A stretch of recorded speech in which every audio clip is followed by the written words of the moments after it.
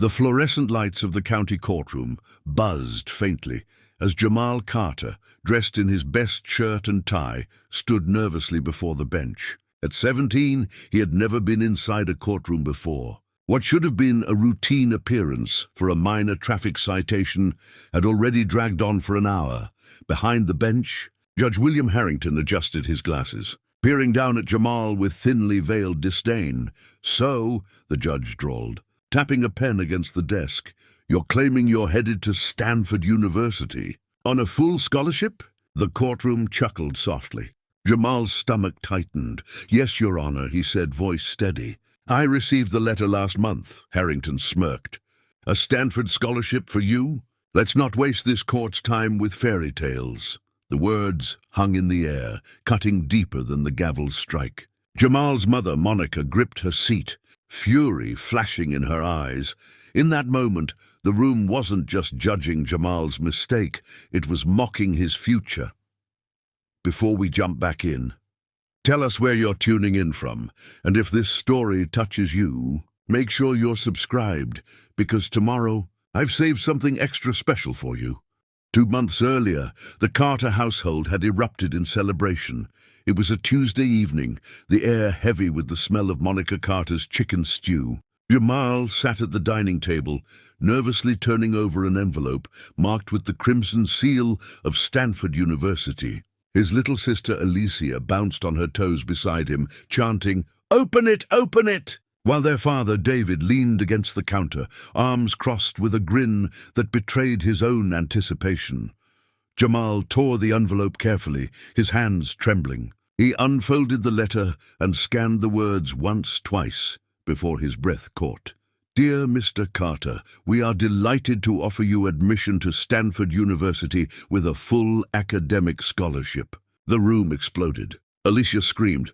Monica covered her mouth, tears spilling freely as she hugged her son. David let out a sharp laugh, pulling Jamal into a proud embrace. "You did it, son," David said, voice thick with emotion. "You really did it." Jamal's eyes stung as he whispered, "I'm going to Stanford."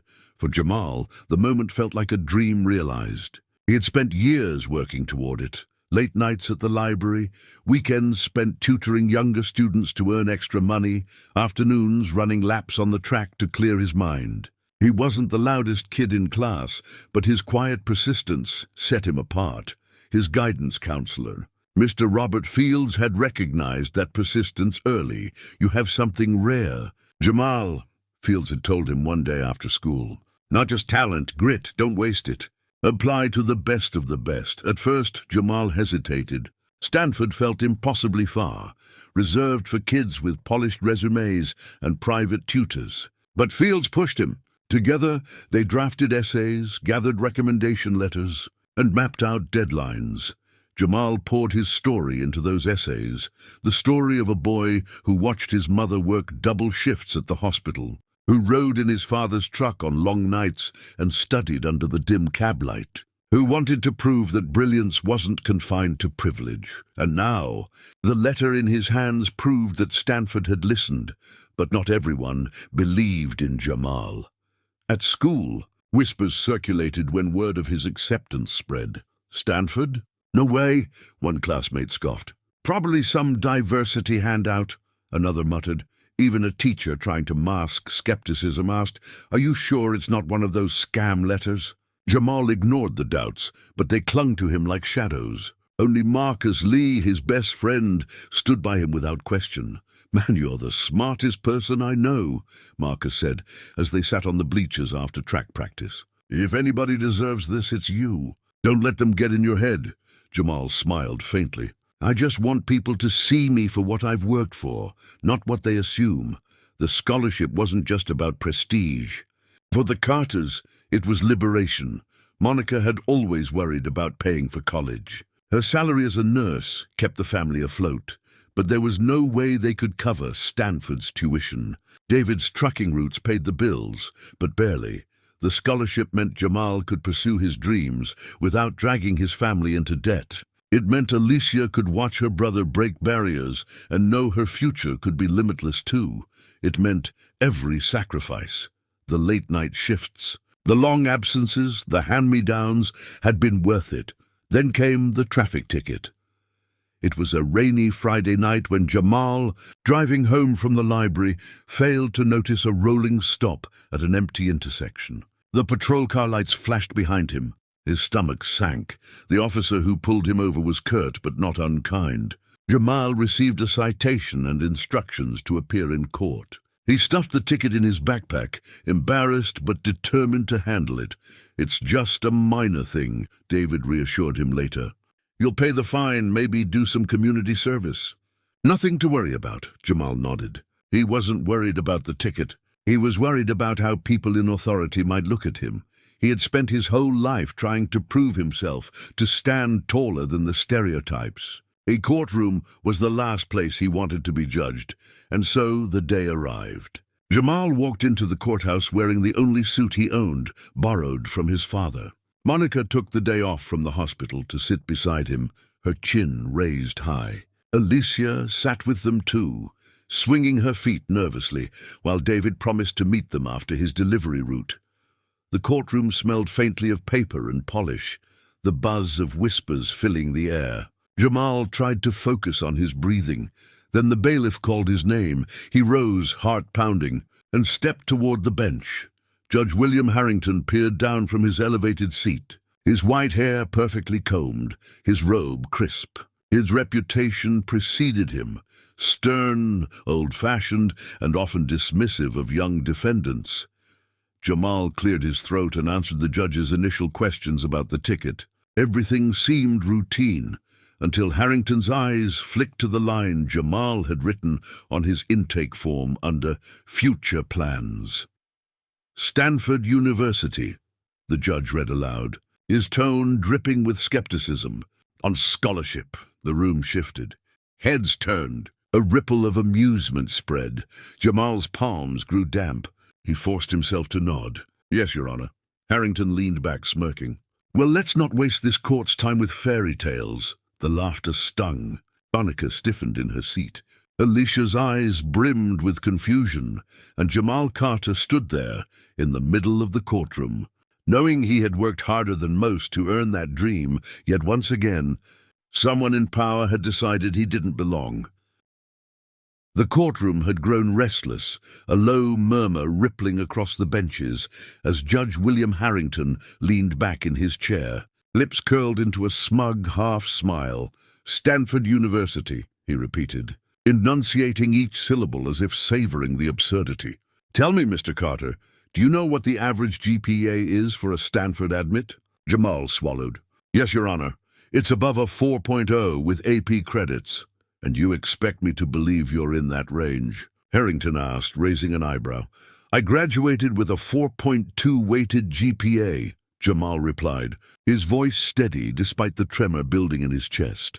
Harrington chuckled, the sound sharp as a gavel strike. "A 4.2? From what, Jefferson High? Let's be realistic.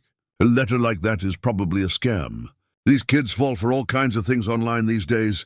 Laughter erupted from a few spectators. Monica's fists clenched in her lap. "It wasn't a scam," Jamal insisted, heat rising in his voice. "I worked hard for it.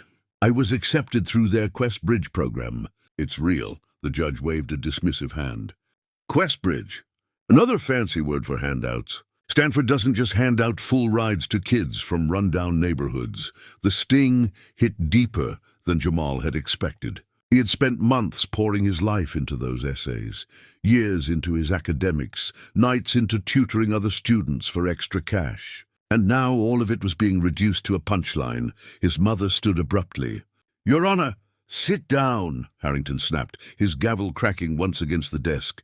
"This is my courtroom, and you will not interrupt." Monica sank back into her seat, tears brimming in her eyes, but her chin still raised in defiance. Alicia reached for her hand, confused and scared. The judge turned back to Jamal. "Tell me, Mr. Carter, do you have the letter with you, or is it conveniently left at home?" Jamal hesitated. He hadn't thought to bring it. Why would he? This was a traffic citation, not a college interview. "No, sir. But Of course not," Harrington interrupted, his smirk widening. "Because it doesn't exist." Gasps rippled through the courtroom. Jamal's cheeks burned. He looked out at the rows of strangers staring at him, whispering, shaking their heads. Attorney Sarah Delgado, Jamal's public defender, stood quickly. She was young but sharp, with fire in her eyes. "Your Honor, with all due respect, the question of my client's scholarship has no bearing on this traffic citation. This is inappropriate." Harrington's gaze snapped to her, his tone cutting. "Counselor, when you've sat on this bench as long as I have, you'll understand that character matters. If this boy is lying about something as grandiose as Stanford, what else might he lie about? Responsibility? Accountability? The law?" Sarah opened her mouth to argue, but the judge's glare silenced her. She sank back into her seat, jaw tight with frustration. Jamal gripped the edge of the podium, forcing himself to breathe. His father's words echoed in his head. "Stand tall, son. Even when they try to make you small." "I'm not lying," Jamal said firmly. His voice carried across the silent courtroom. "I earned that scholarship. You don't have to believe me, but that doesn't make it any less true." For the first time, Harrington's smile faltered, but the judge wasn't finished. "Mr. Carter," Harrington said, his voice dripping with sarcasm, "perhaps you'd like to enlighten this court with your grand plans at Stanford. Are you going to be a neurosurgeon? An astronaut? President of the United States?" A few chuckles fluttered through the room. Jamal lifted his chin. "Computer science. I want to design software that makes education more accessible for underfunded schools." The sincerity in his voice silenced the laughter, but Harrington only sneered. "Ambitious. But let me give you some free advice. Dreams are fragile things, and courts deal in reality. The reality is, you're here because you broke the law. And I don't have time for fairy tales." He slammed the gavel again. "Fine issued. Community service mandated. Next case." It was over as quickly as it had begun, but the sting lingered. Jamal stepped back from the podium, his chest tight, his vision blurring. Monica placed a steadying hand on his shoulder as he rejoined his family. Alicia's eyes were wide with confusion. "Why did he say that, Mom?" she whispered. "Why doesn't he believe Jamal?" Monica's throat tightened. "Because some people only see what they want to see," she said softly. As the next case was called, Clerk Thomas Green watched Jamal's retreating figure with unease. He had typed every word of the exchange into the court record, his fingers trembling on the keys. Something about the judge's mockery felt wrong, too personal, too cruel. Green quietly saved a copy of the transcript on a separate drive. Just in case. Outside the courthouse, the autumn air was crisp, but Jamal felt suffocated. He sat on the steps, his scholarship letter replaying in his mind, overlaid by Harrington's dismissive laugh. Marcus appeared, rushing up the steps, out of breath. "I got here as soon as I could." "What happened?" Jamal shook his head. He called it fake. Said I made it up. Marcus's jaw dropped. "What? That's insane!" "Everyone knows you got in. They announced it at school."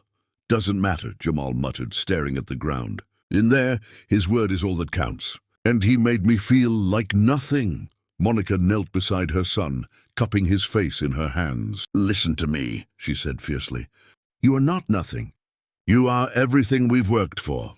Don't let one arrogant man steal that from you." Jamal nodded weakly, but the fire inside him had dimmed. For the first time since opening that envelope, doubt had crept in. Not doubt about his abilities, but about whether the world would ever let him be seen for what he truly was. Preparing and narrating this story took us a lot of time, so if you are enjoying it, subscribe to our channel. It means a lot to us. Now back to the story. The day after the hearing, Jamal walked into Jefferson High with his hood pulled low, hoping to disappear into the tide of students rushing between classes. But whispers found him anyway.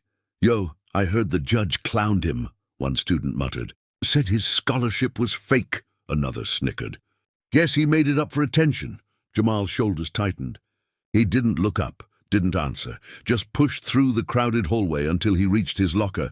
Marcus slammed his own locker shut nearby, glaring at the gossipers. "Ignore them, man. They don't know what they're talking about." But Jamal couldn't ignore it. He could feel eyes following him, laughter simmering just out of earshot. The humiliation he thought he'd left in the courtroom was following him into every corner of his life. That evening, Monica came home from her nursing shift with exhaustion in her eyes. She dropped her bag on the counter and pulled her son into the kitchen. "I got stopped at work today," she said, voice tight. "A patient's family member recognized me from the courtroom. Asked if it was true that you lied about Stanford." Jamal froze. "What did you say?" "What do you think I said?" Monica snapped.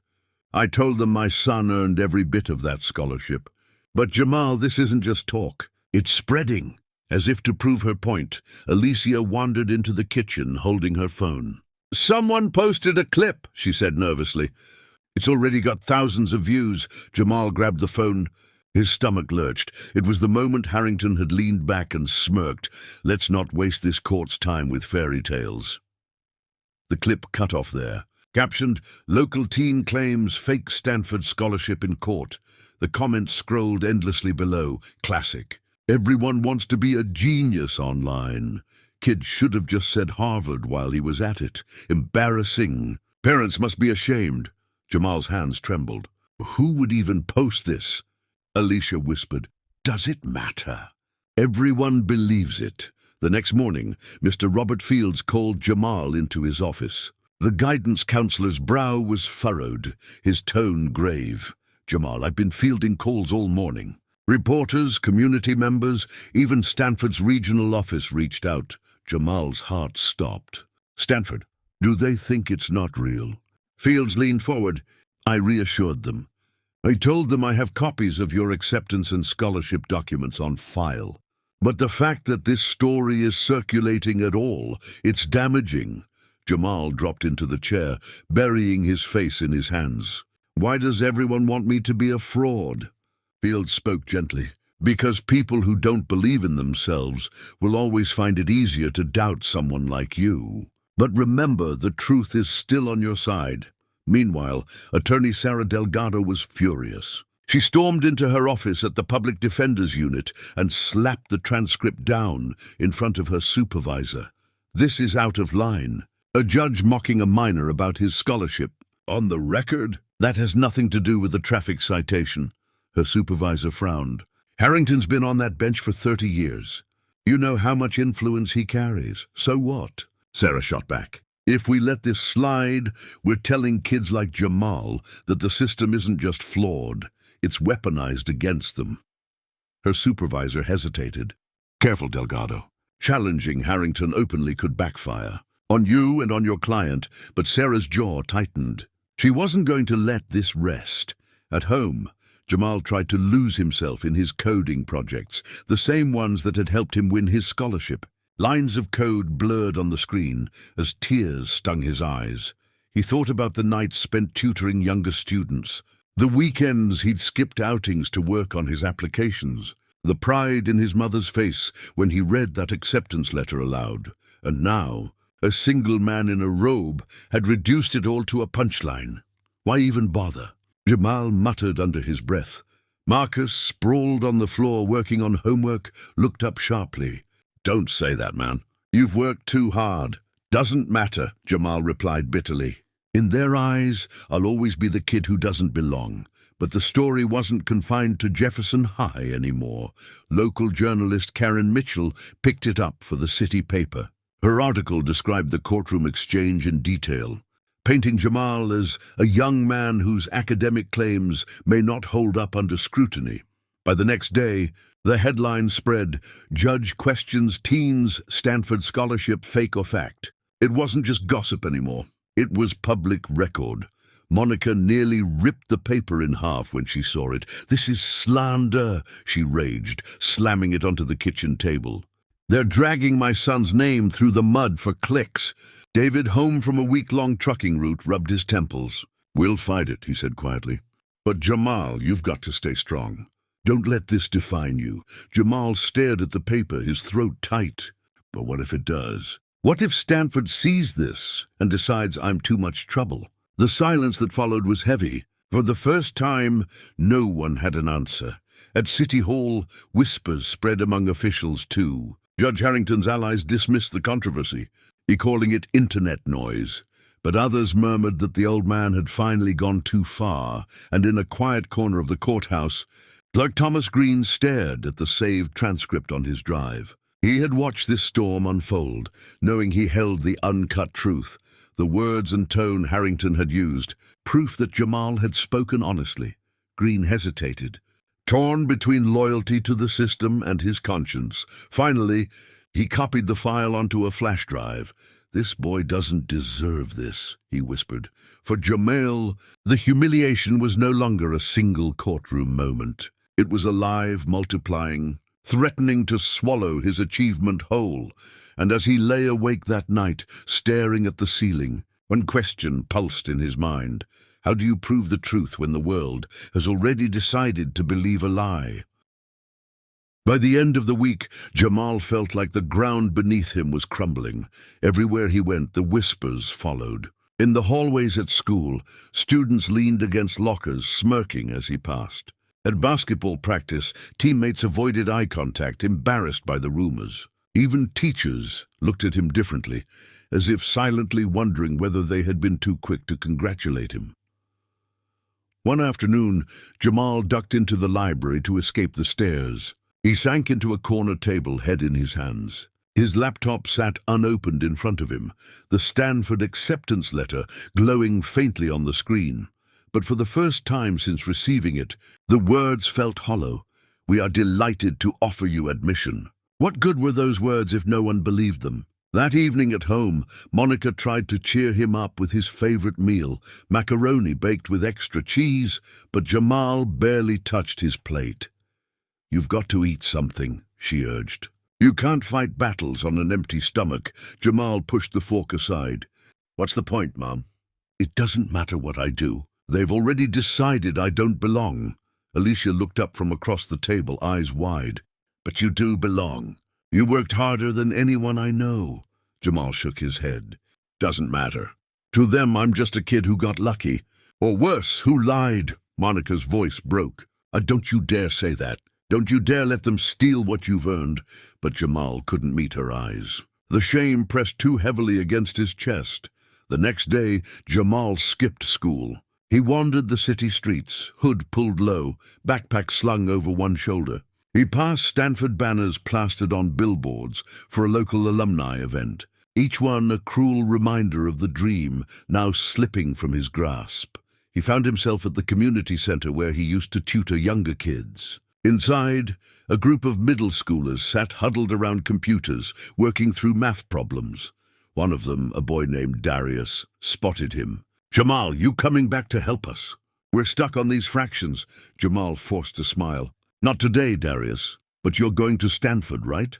the boy asked eagerly. "You promised you'd show us around one day." The question pierced him. Jamal muttered something vague and left quickly, the sound of the kids' hopeful voices chasing him out the door. That night, he lay awake in bed, staring at the ceiling. The humiliation wasn't just public anymore, it was personal. It was eating away at his belief in himself. He opened his laptop and pulled up the Stanford acceptance letter again. His cursor hovered over the file.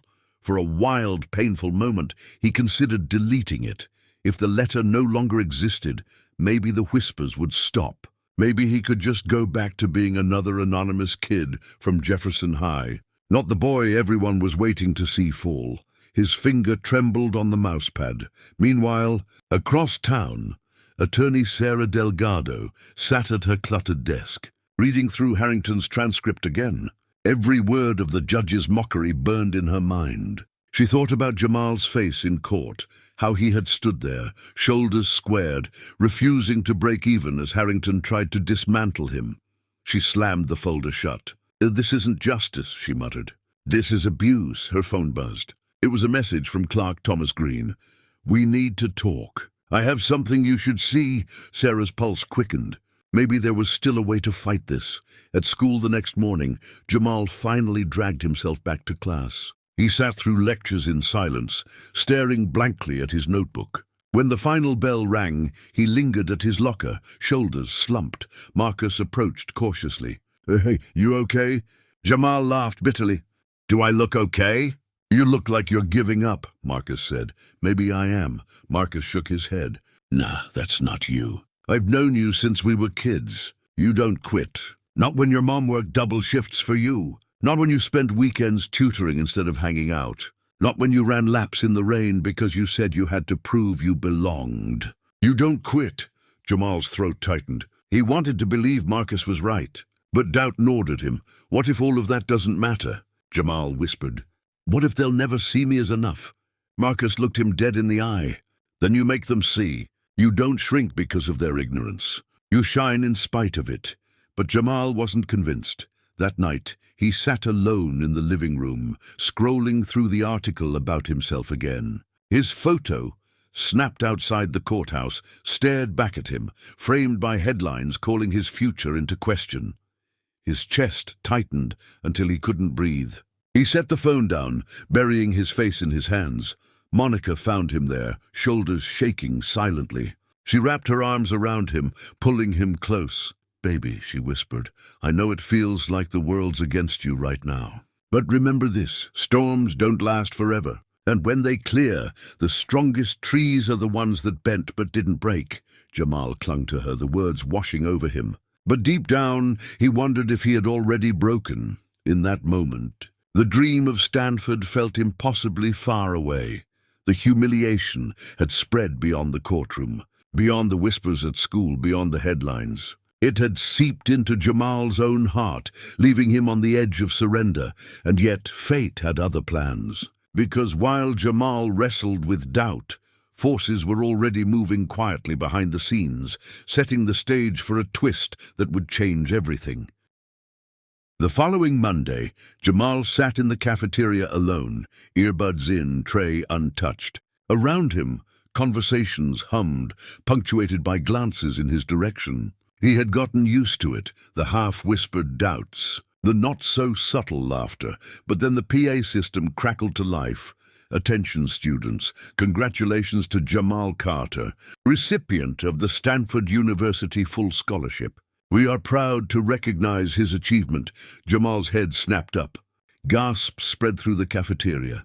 Some students looked stunned, others embarrassed. And standing near the doorway, Mr. Fields held the microphone, a rare smile creasing his face. You earned this, Jamal, Fields said into the mic, voice steady. And no one can take that away. The cafeteria erupted, not in laughter but in applause. Marcus slapped Jamal's shoulder, grinning ear to ear.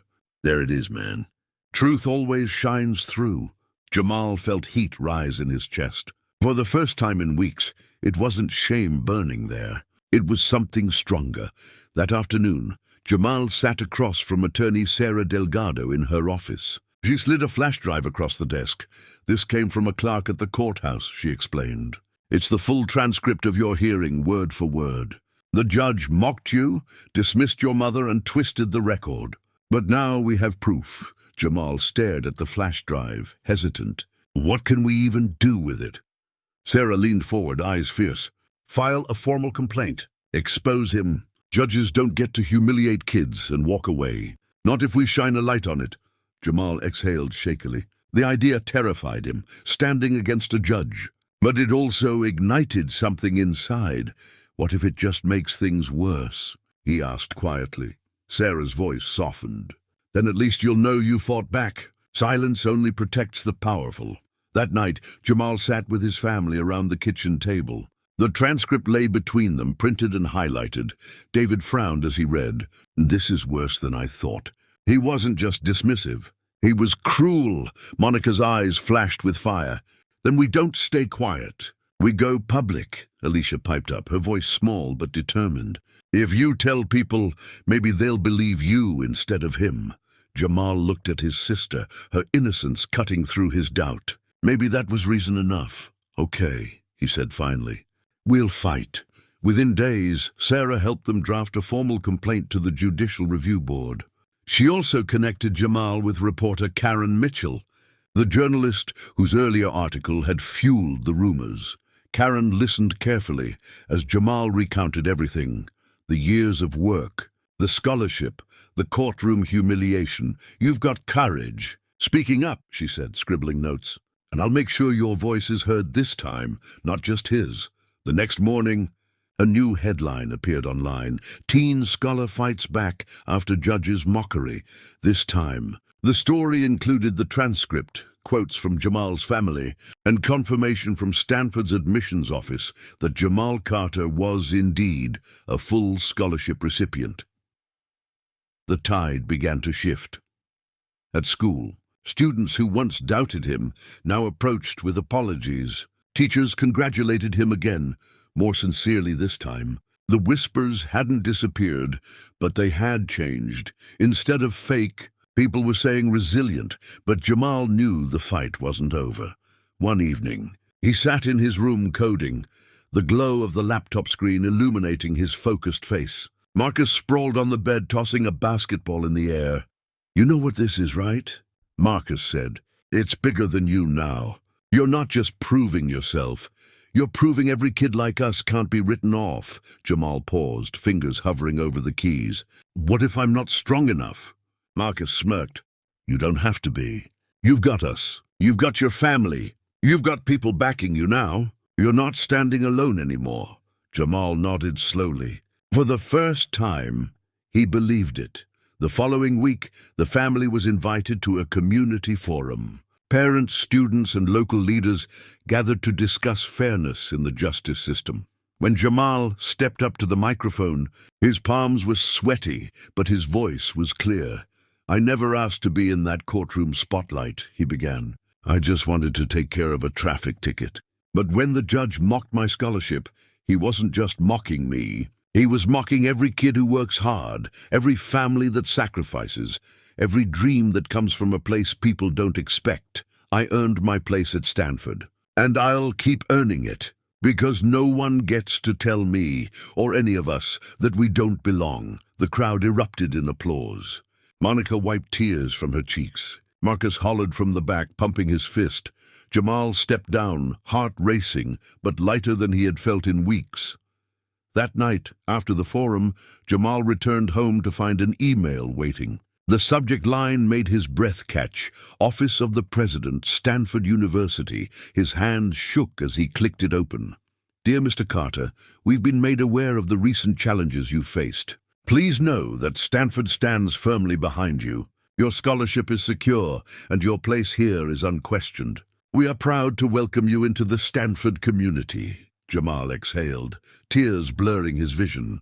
It was more than validation. It was vindication. He whispered to himself, "I do belong." The fight was far from over. Judge Harrington still sat on his bench, untouchable for now. But something had shifted. Jamal was no longer bowed by humiliation. He was standing tall again, backed by truth, family, and a growing community of supporters. The boy the judge had tried to belittle had found his voice, and soon the world would hear it, louder than ever. The courthouse was packed on the morning of Jamal's follow-up hearing. Word of the controversy had spread far beyond Jefferson High, or even the city itself. Reporters clustered on the courthouse steps, cameras flashing as Jamal, flanked by his parents and attorney Sarah Delgado, walked up the stone stairs.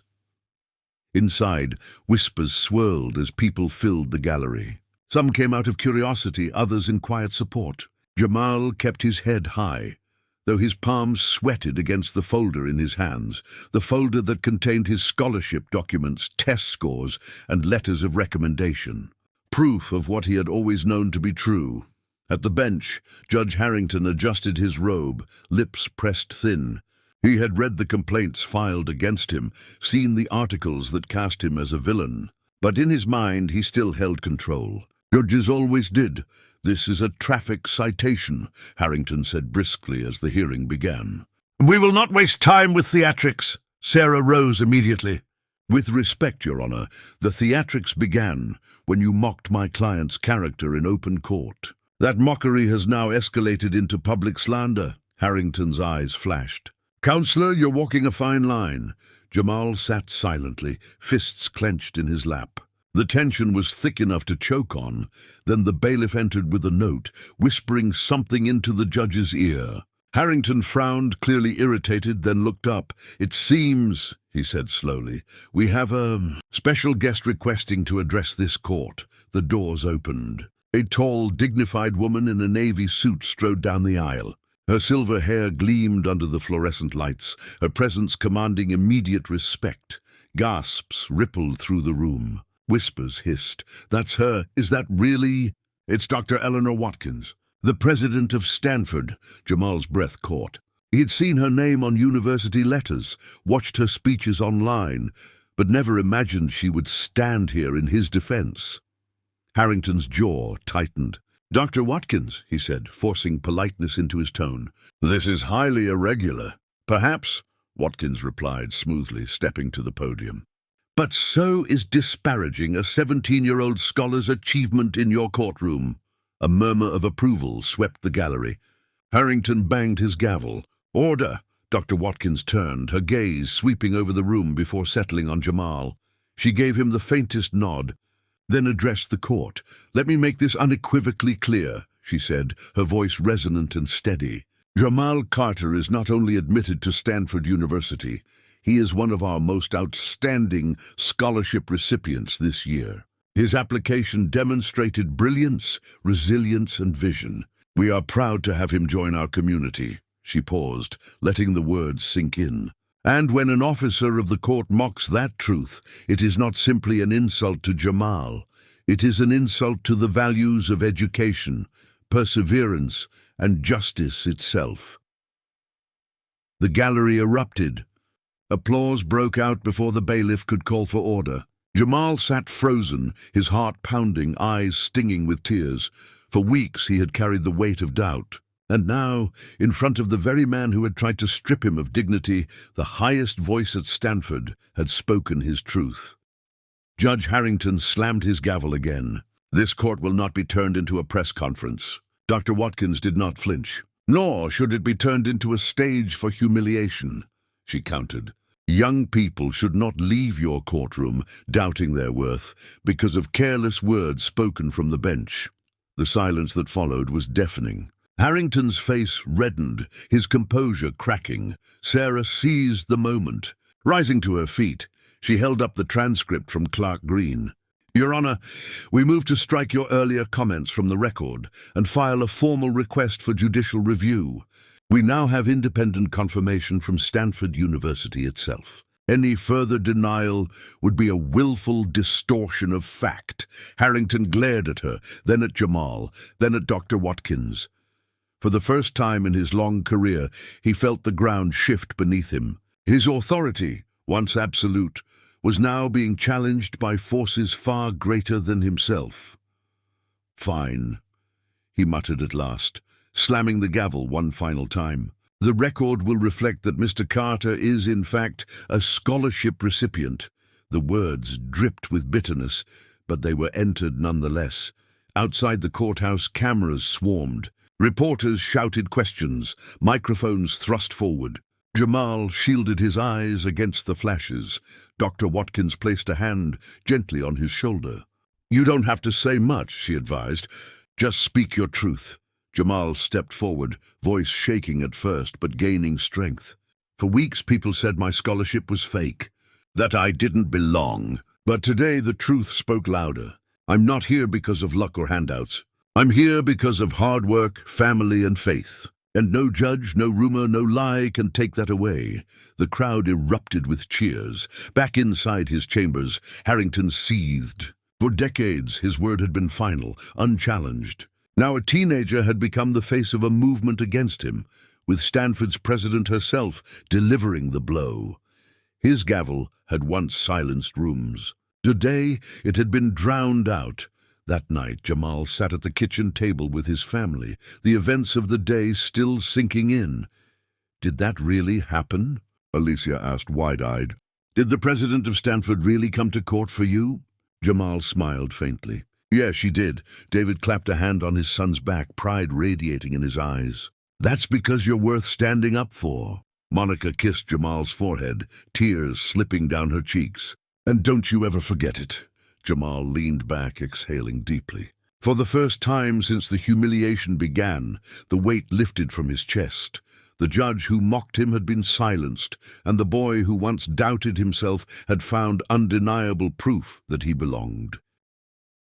The video spread like wildfire. Within hours of the hearing, footage of Dr. Eleanor Watkins, president of Stanford, standing in a county courtroom and defending Jamal Carter, was everywhere. The clip showed her steady voice cutting through the tension. Jamal Carter is one of our most outstanding scholarship recipients. When an officer of the court mocks that truth, it insults not only him, but the values of education and justice itself. News anchors replayed the moment on loop. Editorials praised Watkins for her courage, and in Jamal's small city, people began to look at the courthouse not as a symbol of authority, but as a place that had failed a boy who deserved respect.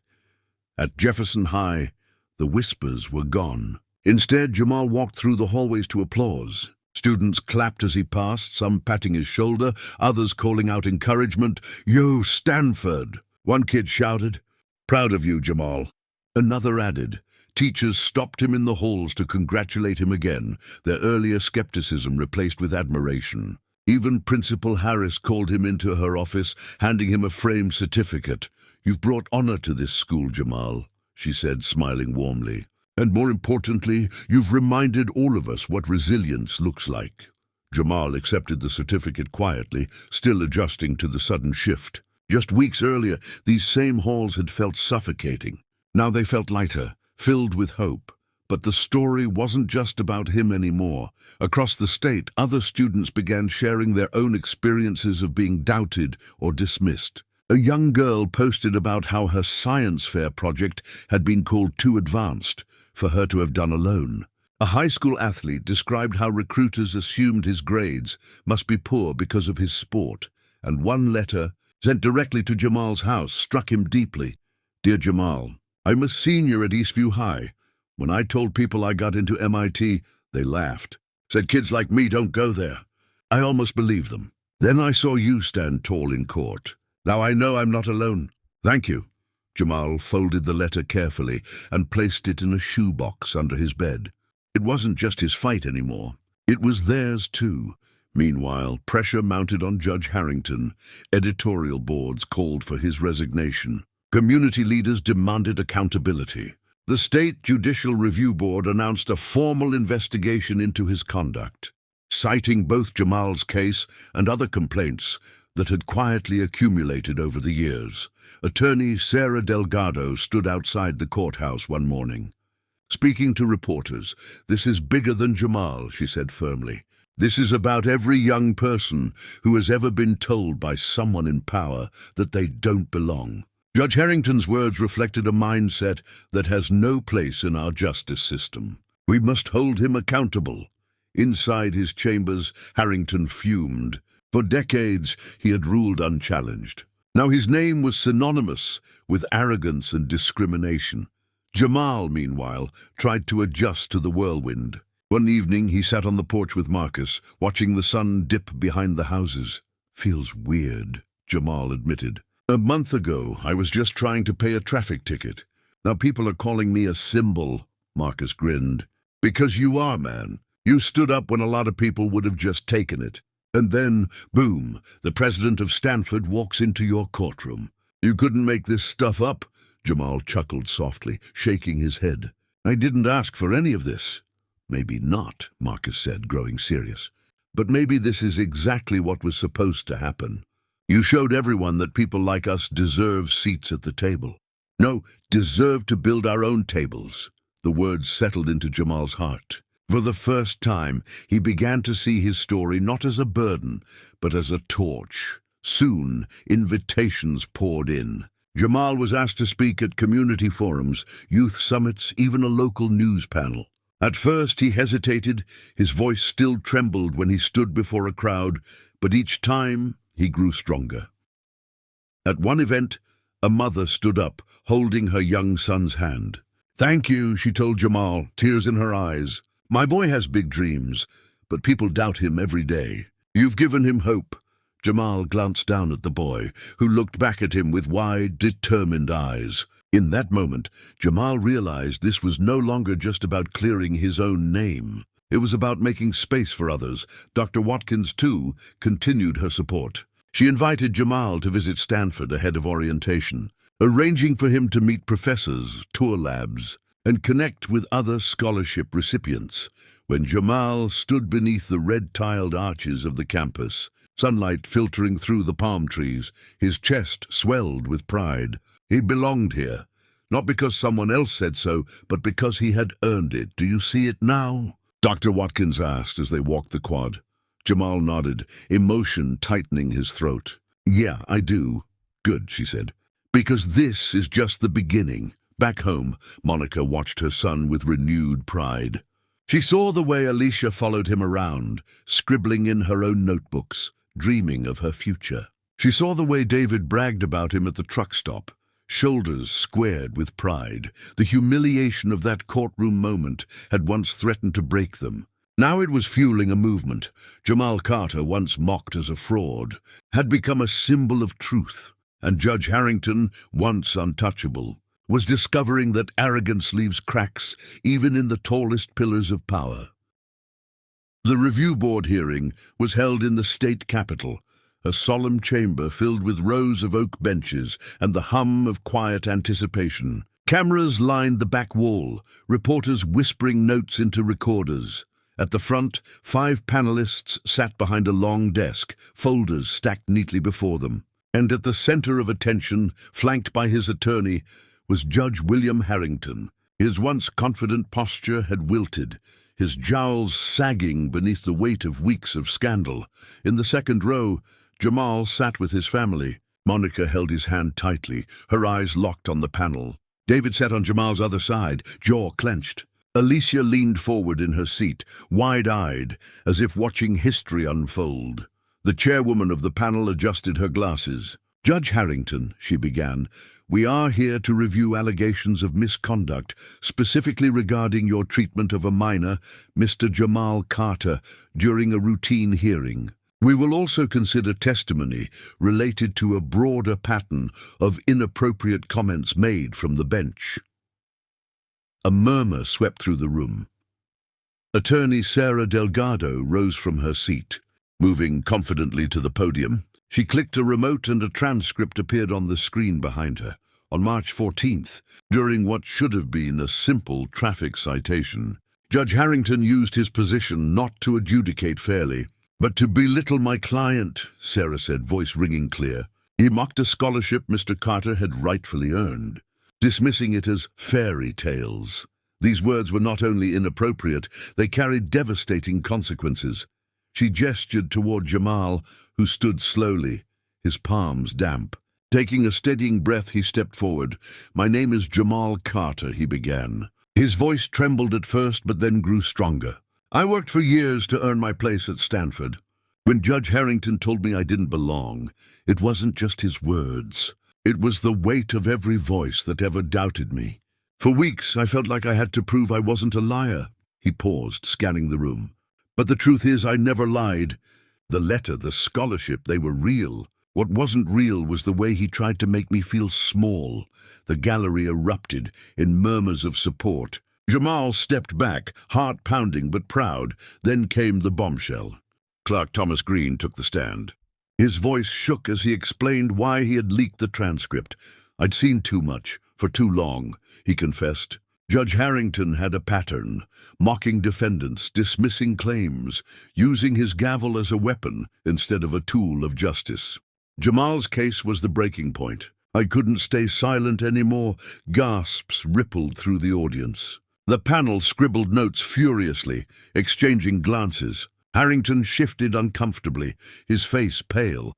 Finally, Dr. Eleanor Watkins herself was called forward. "Stanford University stands unequivocally by Mr. Carter," she declared. "We have records, scores, essays, and interviews that prove his merit. But this case was never about paperwork. It was about dignity. When a judge mocks a student's achievement, he undermines the very values we should be protecting. That cannot stand." Her words struck like a hammer. After hours of testimony, the panel recessed. The gallery buzzed with speculation. Jamal sat with his family, stomach knotted, while cameras swiveled to capture every flicker of his expression. Finally, the panel returned. The chairwoman cleared her throat. After careful review, this board finds that Judge William Harrington engaged in conduct unbecoming of his office. His comments toward Mr. Carter were inappropriate, prejudicial, and damaging to public confidence in the judiciary. Effective immediately, Judge Harrington is suspended from the bench pending further disciplinary action with strong recommendation for removal. The room exploded. Reporters rushed out to break the news. Supporters clapped, some even cheering. Monica broke into tears, hugging Jamal tightly. David gripped his son's shoulder, pride and relief etched across his face. And Harrington? He sat frozen, mouth tight, as decades of unchecked authority collapsed around him in a single sentence. Outside the building, Jamal faced a sea of microphones and cameras. Reporters shouted questions. How does it feel to win? What do you want to say to Judge Harrington? What's next for you, Jamal? He took a deep breath, remembering Sarah's advice. Speak your truth. This was never just about me, he said firmly. It was about every kid who's been told they don't belong. Today, the truth won. And I want every young person watching to know you are enough. Don't let anyone tell you otherwise. The crowd roared with applause. That night, back at home, the Carters gathered around the dinner table. Monica lit a candle, setting it in the center. This, she said softly, is for light. The kind you carried, even when the world tried to snuff it out. They ate together, laughter and warmth filling the room. Jamal finally felt the knot in his chest loosen. He had faced the judge, the rumors, the doubt, and come out standing taller than ever. The next morning, headlines blared across the nation. Judge suspended after mocking teen scholar. Stanford president defends student in court. Jamal Carter's triumph, truth over power. Jamal's name was no longer whispered in doubt. It was spoken with admiration. The humiliation that once threatened to break him had transformed into victory, and the judge who mocked him was now the one facing judgment. Summer arrived in Jefferson City, heavy with heat and the buzz of cicadas. For Jamal Carter, it felt like the season of change. The whirlwind of hearings, headlines, and humiliation had finally settled into something else: clarity. Every morning, he jogged through the quiet streets before dawn, earbuds blasting motivational playlists. Neighbors who once eyed him with suspicion now waved from porches. Some stopped to clap him on the back, offering words of encouragement. "You showed him, Jamal," one elderly man said with a grin. "Don't ever let anyone dim that light," Jamal nodded, smiling. He carried himself differently now, not arrogant, but grounded. He had walked through fire and come out on the other side, scarred but stronger. At home, Monica packed boxes with Alicia, carefully folding clothes and supplies for Jamal's upcoming move to Stanford. The kitchen smelled of cornbread, her way of celebrating each milestone. "You ready for California?" she asked, holding up a Stanford hoodie she had saved for months. Jamal took it, rubbing the soft fabric between his fingers. "More ready than ever." Alicia plopped onto the couch, hugging one of Jamal's old notebooks. "I'm gonna miss you. Who's gonna help me with math now?" Jamal chuckled, ruffling her hair. "You're smarter than me anyway. But hey, I'll be just a video call away." David walked in from the porch, a rare smile spreading across his face. "You're making us proud, son. Remember, this is just the beginning." Jamal nodded. He knew his father was right. Before leaving, Jamal was invited to speak at a citywide youth rally. The auditorium was packed with students, parents, and community leaders. Sarah Delgado stood proudly in the front row, Marcus grinning beside her. Jamal approached the microphone, scanning the crowd. His heart raced, but his voice was steady. "A few months ago," he began, "I stood in a courtroom where someone tried to tell me I didn't belong. He thought my scholarship was a lie, and for a while I almost believed him. I almost gave up." He paused, the memory heavy in his chest. "But then I realized something. His words weren't really about me. They were about every young person who has ever been told they're not enough. Every dreamer who's been doubted. Every kid who's been laughed at for daring to reach higher." Applause rippled through the crowd. Jamal pressed on. "I stand here today because I chose not to give up. Because my family believed in me. Because people like Dr. Watkins stood up for me. And because the truth will always outlast the lies." He leaned closer to the mic, his voice ringing out. So here's my message to you. Don't shrink yourself to fit someone else's doubt. Don't let anyone define your worth. Your dream is valid. Your future is yours. And when someone tries to take it away, stand tall. Because you belong. The auditorium exploded in cheers. Jamal stepped back, heart soaring. Weeks later, Jamal stood under the California sun, suitcase in hand, staring at the iconic red-tiled roofs of Stanford University. The campus buzzed with new students hauling boxes, laughter echoing across the quad. Dr. Watkins greeted him warmly. "Welcome home, Jamal," he smiled. "It really does feel like home," she nodded. "Remember what you carry. You're not just here for yourself. You're here for every young person who looks at you and thinks, if he can do it, so can I." Jamal took a deep breath, the weight of her words settling into his bones. He knew the journey ahead would be challenging, late nights, tough classes, moments of doubt. But he also knew he was ready. He wasn't the boy mocked in a courtroom anymore. He was Jamal Carter, Stanford scholar. Back in Jefferson City, Judge Harrington's bench sat empty, his name etched in disgrace rather than honor. For decades, he had ruled without question. Now his downfall stood as a reminder. Arrogance crumbles when confronted with truth. For Jamal, that truth had cost tears, sleepless nights, and the sting of humiliation. But in the end, it had given him something greater, resilience, purpose, and a voice strong enough to inspire others. On his first night at Stanford, Jamal sat beneath the stars, laptop balanced on his knees. He began typing, not code this time, but words. A blog post titled, "Why I Didn't Give Up." He wrote about the courtroom, the whispers, the despair. He wrote about his family's love, Marcus's faith, Sarah's determination, and Dr. Watkins's powerful stand. He wrote about every kid who had ever been told no and why their yes was still worth chasing.